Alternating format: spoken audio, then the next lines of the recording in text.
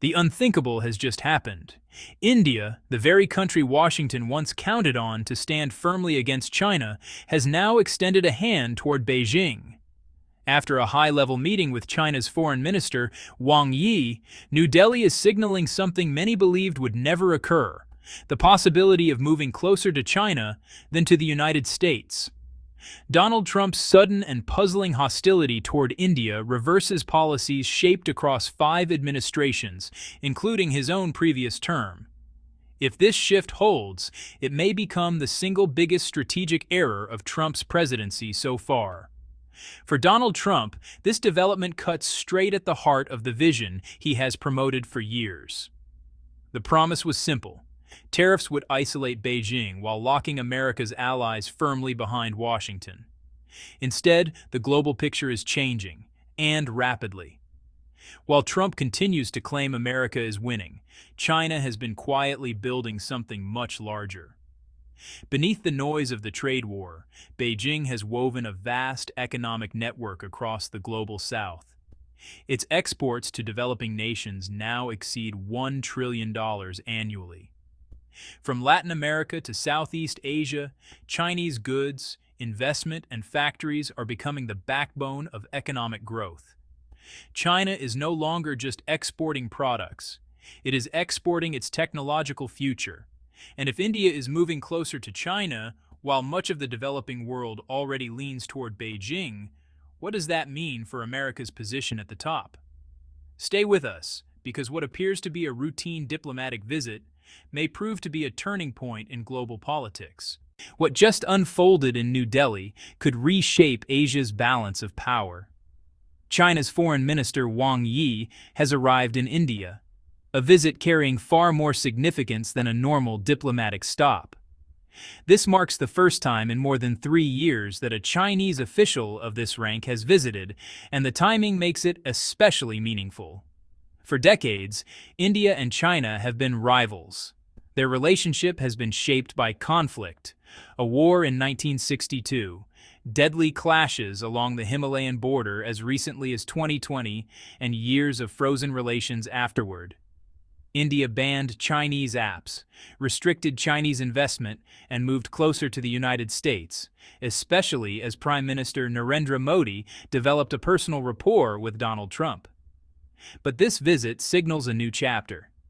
India and China are reopening channels that were once firmly shut. Direct flights between the two countries are preparing to resume. Beijing has eased restrictions on critical fertilizer ingredients India depends on. Most notably, both sides are once again discussing border trade routes. Wang Yi is advancing the idea that India and China should cooperate as partners rather than confront each other as adversaries. For Washington, this shift is deeply unsettling. The divide between India and China had long been one of America's strongest advantages in Asia. That gap allowed Washington to position New Delhi as a counterweight to Beijing. If the divide narrows, U.S. influence weakens. So why is this happening now? The answer lies largely in Washington's own policies. Donald Trump built his foreign strategy around pressure: tariffs applied to allies and rivals alike, trade restrictions, and blunt demands for compliance. For a time, India tried to play along.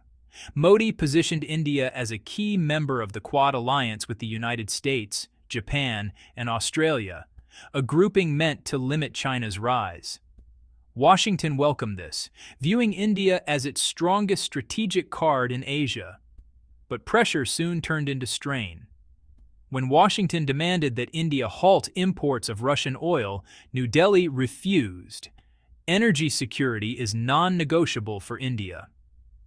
Affordable Russian oil kept inflation in check for hundreds of millions of people. Giving it up would have amounted to economic self-harm.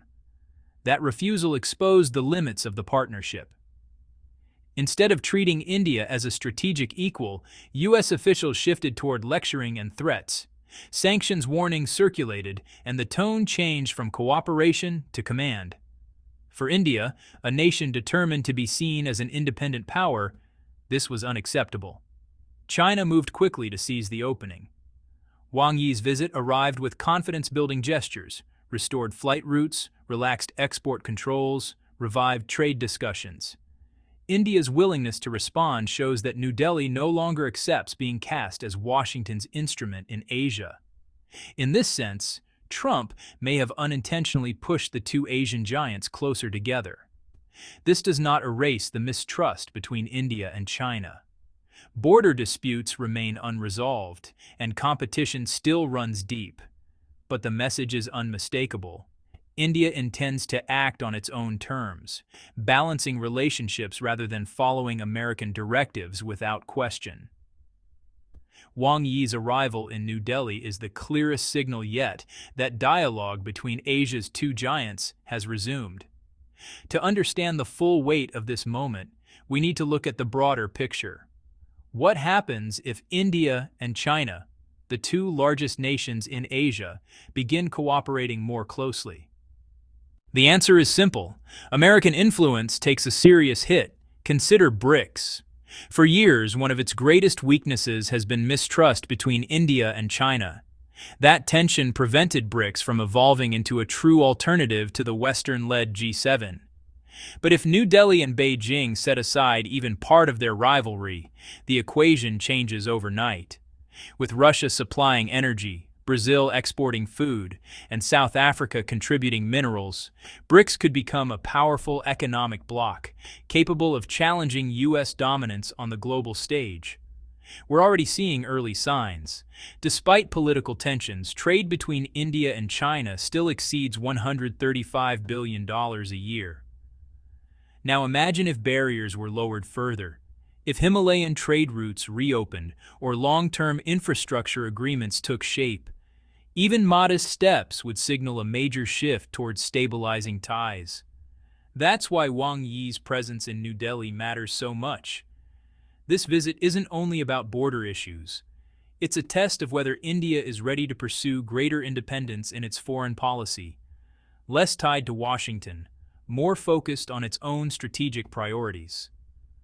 Trump's approach has played a central role in pushing India in this direction. His reliance on tariffs, his dismissive tone toward allies, and his heavy-handed demands have produced the opposite outcome of what he intended. Rather than isolating China, this approach has pushed countries like India to rethink their choices. Rather than weakening BRICS, it has created the conditions for it to grow stronger. So where does this path lead? If dialogue between India and China continues to gain momentum, we could see a sharp rise in bilateral trade and a more coordinated BRICS bloc. India, instead of fully anchoring itself to Washington, may continue balancing between the United States, Russia, and China, while preserving its freedom to choose. Across the global South, governments watching this shift may feel increasingly confident, resisting American pressure more openly. What looks on the surface like a routine diplomatic meeting could, in reality, mark a turning point in global politics. Two of Asia's most populous nations, after decades of rivalry and mistrust, are reopening channels of dialogue at the exact moment when America's pressure tactics are reaching their peak. This moment reveals something critical.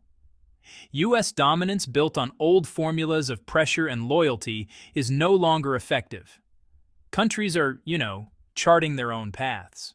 And when a nation as large and influential as India moves in this direction, the global balance of power begins to shift in profound ways. Let's widen the lens, because what's unfolding between India and China is only one piece of a much larger transformation. While Washington is focused on imposing tariffs on anyone who challenges it, Beijing has been quietly redirecting the foundation of its economy toward the global South. The scale of this shift is, honestly, staggering. According to the latest data, China now exports roughly $1.6 trillion worth of goods to developing nations each year.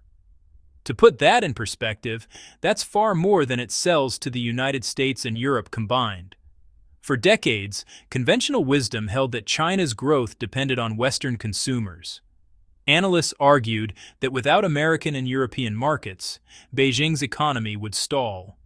Today, the opposite is true. The global South has become China's most important customer. How did this reversal happen? Once again, the answer traces back to Washington's policies. Donald Trump believed tariffs would cripple China's export engine. He assumed that closing American markets would force Beijing into submission. But instead of folding, China built new doors where old ones closed. It expanded trade across Africa, invested heavily in Latin America, and deepened economic ties with the Middle East. Initiatives like the Belt and Road created highways, railways, and digital corridors that connected dozens of nations directly to China's supply chains. The result is a new global trade map, one where Beijing is the partner of choice not in Washington or Brussels, but in Nairobi, São Paulo, Riyadh, and Jakarta. Exports, however, are only part of the story. Chinese investment abroad is now reshaping economies across the developing world. Last year, for the first time ever, Chinese companies invested more outside their borders than at home. Those outflows even surpassed U.S. foreign investment. That milestone signals something profound. Beijing is no longer focused mainly on its domestic economy. It is embedding itself globally. Factories, ports, railways, power plants, and digital networks are appearing everywhere, from lithium mines in Latin America to solar farms in Africa. These are not just business deals. They are strategic moves designed to build influence, create dependencies, and secure long-term partnerships beyond Washington's reach. Here's the irony. The harder Washington tried to isolate China, the faster this pivot accelerated. Tariffs were meant to contain Beijing, but instead, they pushed it to expand, diversify, and entrench itself across the global south. Nowhere is this transformation clearer than in electric vehicles. Over the past decade, China has built the world's largest EV industry, accounting for more than 60% of global electric car sales. But Chinese firms are no longer satisfied with dominating at home. They are moving outward. This year, for the first time, Chinese EV makers invested more in overseas operations than domestically. Entire factories are rising in Europe. Distribution networks are spreading across Southeast Asia. Markets in Africa and Latin America are opening to affordable Chinese-made vehicles that undercut Western rivals. This is Beijing's new going global strategy. It's not just about selling products, but about placing Chinese companies directly inside other economies, creating jobs, supplying infrastructure, and building long-term influence. Why does this matter? First, EVs represent the future of global transportation. Whoever leads in electric vehicles will shape auto manufacturing for decades. Right now, that leader is China. US and European automakers face higher costs, while Chinese models are cheaper, faster to scale, and backed by massive state support. Second, EV supply chains depend on critical resources like lithium, cobalt, and nickel, much of which lies in the global south.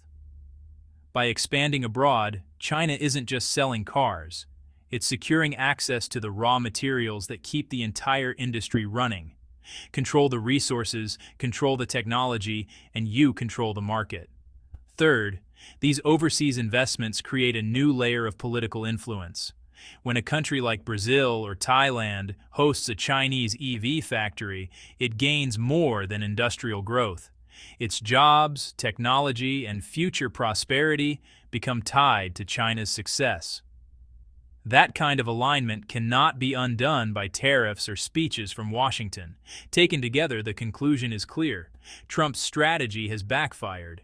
Instead of isolating China, it accelerated its expansion into markets where America has little leverage. Instead of reinforcing U.S. dominance, it handed Beijing the opportunity to lead the global south into a new economic era. So when Wang Yi lands in New Delhi, when trade routes reopen and flights resume, this isn't simply about two neighbors easing tensions. It marks the opening chapter of a broader realignment of global power. The era when America set the rules is fading. A new era is taking shape, one where China and its partners are building a system of their own. And that raises the ultimate question. Will the United States adapt to this new reality? Or will it be left behind as others write the rules of the future?